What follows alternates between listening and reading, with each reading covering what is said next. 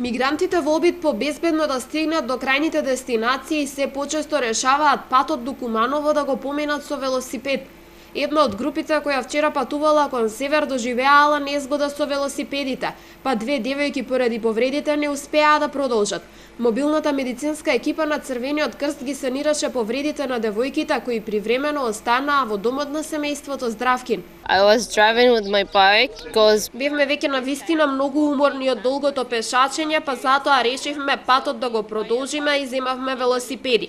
Возејќи паднав и од тој момент јас повеќе ништо не се сеќавам.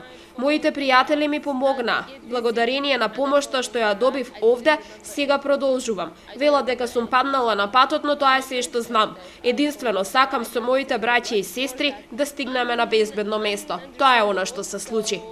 that's what happened.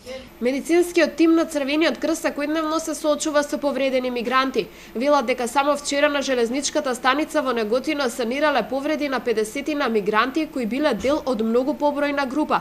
Сонцето сега им предизвикува изгореници, а добар дел од нив се со фрактури. Тој околу 5-6, али вчера на железничката станица во Неготино имаше преку 50 души, а таму беа 200 емигранти.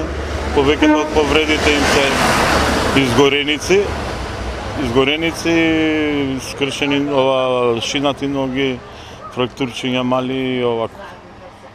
И плускавци, така рани, паѓаат со точаците, некои од нив и прв пат доаѓаат да возат. Тоа е. Првична помош и првична организација за прифаќање на мигранти во Македонија. Девојките кои вчера се здобија со повреди денеска во Велес ги дочека и останатите членови на нивното семејство.